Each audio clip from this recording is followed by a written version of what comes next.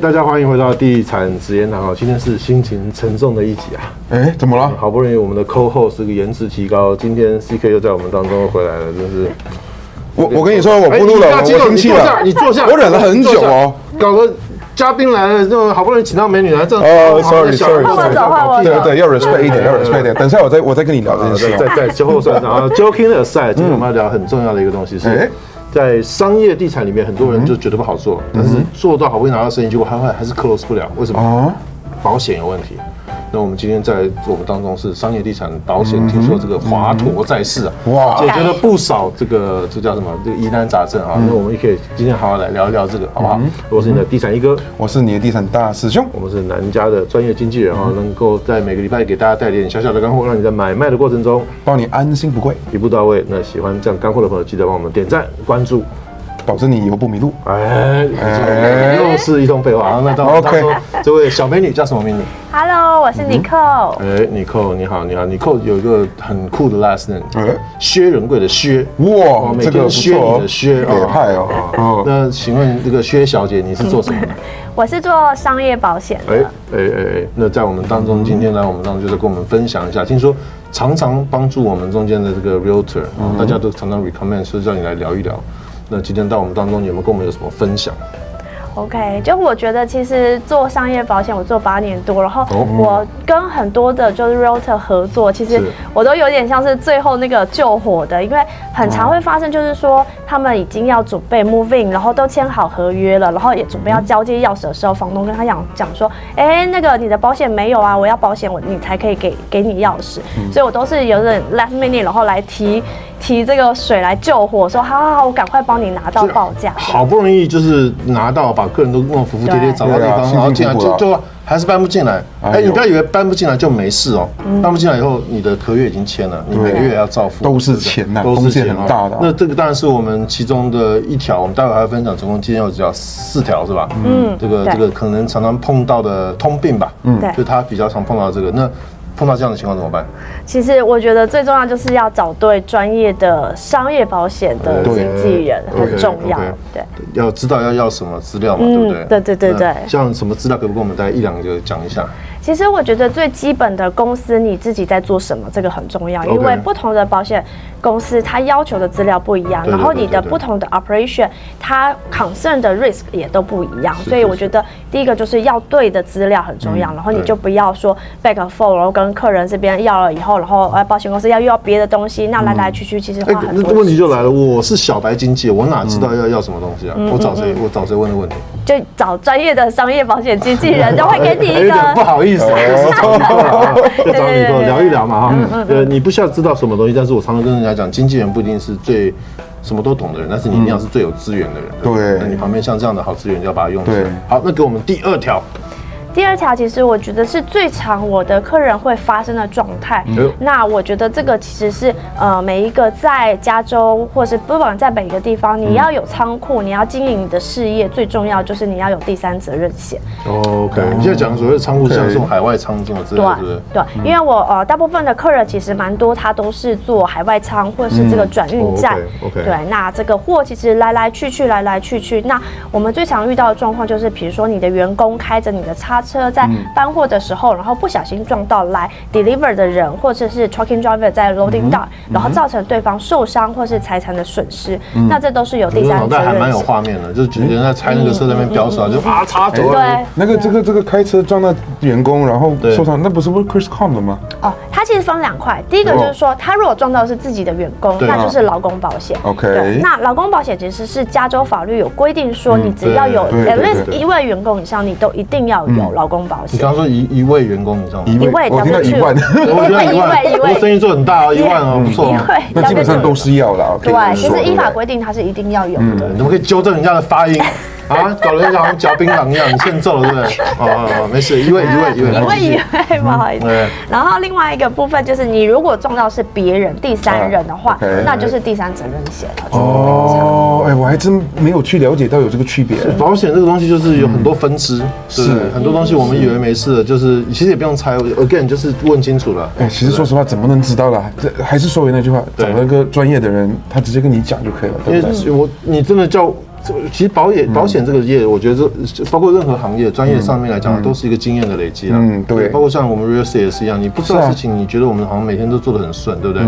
但是我们其实都把很多你可能会碰到的一些东西都帮你 prevent 掉。对，那保险经纪今天做的事情是可能比我们更伟大，因为我们现在要跟他们吃饭。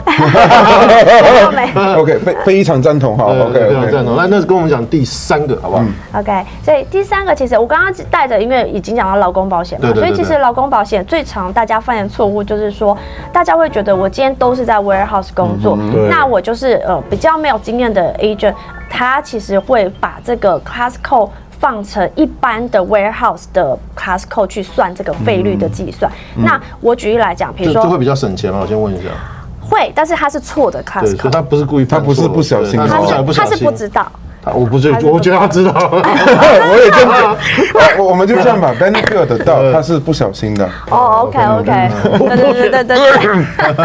对，因为我觉得我很常去 review 客人的 policy 啊，所以我自己好讨厌的这种人，你可以少管点没有？很多哎，我很怕是客人他去每一年付了这样的钱，结果他真的没事都 OK 啊，可是如果今天他的员工真的受伤了，他去file这个 claim 的时候，保险公司跟我讲说，哎，你的 operation 做这个，你放的 class code 根本就不是这个，那他可以拒赔啊，他就不会去 honor 这个东西。对啊，他可以说我拒赔，因小失大。你要去骗，你要去干什么？就到最后真的要发生事情的时候，你反而把自己害了。哪怕不是骗，不小心的啦，也是有这风险一样的呀。对。哦，好啊，那继续，然后怎么样？所以我其实我举例来讲，比如说为什么海外仓的这个warehouse 员工的 class code 跟一般的 warehouse 是不一样的原因，就是因为他今天在海外仓，你放的客人的货，大从这个 furniture 家具，小至家电，那你这个台班，你的重量其实都没有办法，保险公司没有办法去预估说你的风险是多高的。OK。可是如果你今天是卖衣服的，他就知道说 OK 你的风险在这里，他说你是卖家具的风险在这里，他可以去很精准的 control 你的 risk 在哪里。所以它的 class code 是会用一个就是它这个 warehouse 的，可是海外仓的 class code 基本上就是另外一个 class code。海外仓就是像费率是不一样，像在买那个什么 Temu 啊，什么乱七八糟那种鬼东西，或者 Amazon 海外引进来的那个 Temu 跟 Amazon 广告费结一下。对，我不要太多，100万够了。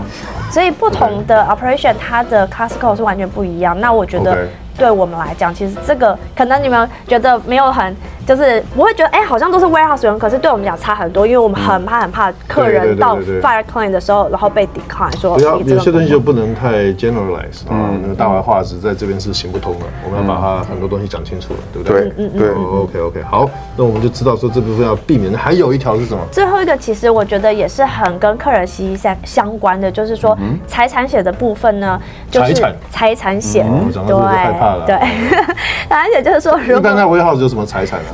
其实它分2种，一个这些东西啦。对，一种就是说你自己公司的，比如说你这些 equipment 啊、设备啊、你的 furniture 家具、你的叉车、你的电脑，这些都是你公司名下的财产。对，那如果今天真的不幸有火烧掉了，或者是有人来把你偷走了，这个部分就是财产险。对，而且现在加州的很可怕，什么都偷，非常多。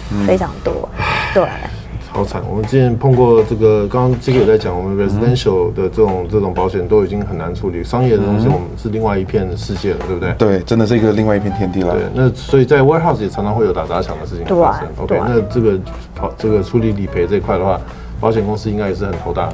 对，那我这边就会特别跟我海外仓的客人去提醒说，你的货其实分2种，一种是你自己的财产，另外一种就是你客人的财产。因为海外仓主要它的最大的exposure 就是在他客人的货放在他的仓库嘛。那其实对保险公司来讲，这个 coverage 保客人的货是完全跟你的财产险是不一样的 coverage。所以货是。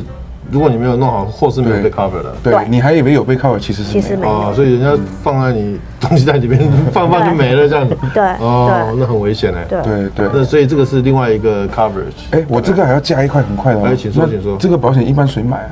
一般其实你只要是海外仓的客人，其实他们都会很愿意去购买了，而且也会很注重，因为你想看你客人的货放在你的 warehouse， 这就是你最赚钱的来源。如果今天被偷或 damage 的话，你没有保险，你要自掏腰包，它不只是你自己的损失，你的 reputation 也会受损。所以你一个 business 其实你最重要的核心是什么？其实我觉得保险就是一个你如果都没发生的事情都 OK， 可是你如果发生事情的时候，它是很好的一个保障你 business 的。是。那像如果说有些这个小的这个年轻的业主啊，他们想要就是做一些海外仓，然后他就批一些货过来，如果这时候有保险要出来要去保人家的货，其实他是应该有理由可以跟就是他批货来的或他朋友来这边寄货的。说，我们可能保险的部分你们要出一点，合理嘛，对不对？对，因为这是保障你自己啊。那你可以啊，你不要弄，如果明天掉的话，就不干我事了，对不对？所以这个 point 真的很重要，很多人可能会忽略掉这一个点。对。所以，当你是一个专业的经纪人啊，专业的保险经纪也算哈，你能够把这样的事情从你客人设身处量的时候去为他们去提醒这件事情的时候，其实你的专业其实很加分的，因为你的 value 就在你了解的东西能帮到他是很多的。对。那当然就谢谢尼克在我们当中今天这个很宝贵的分享啊，真的是。蛮有经验，看不出来。小女生真的，一开口一说，能说到这具体东西哦，我就觉得哇，今天我听了不一样的东西。对，我刚刚就偷偷在抄笔记，我也想说，我差点就已经要快写。对，所以这个不能小看这个年纪小就觉得经验不行啊，而且搞不好也是装的年纪小，搞不好对。刚才一开口说8年8年，对，大学出来就不行，这看不出来年纪啊，不能去小看别人啊，在经验上面绝对是到位的啦，这我们可以分辨。那同时也谢谢你让我们用这些分享帮助到我们的经纪人，然后在你在租赁或者是在买卖的过程中，保险怎么样好不容易拿到这个 deal 的话，能够把它做得顺利，那对于我们的业主当然是有更大的一份的这个保障跟保护。对。那喜欢酱干的话，记得要点赞关注，还有有问题的话也在下面点哈。那我们这边就谢谢大家啦，那我们就下次再见喽，下次见，爱你们，拜拜。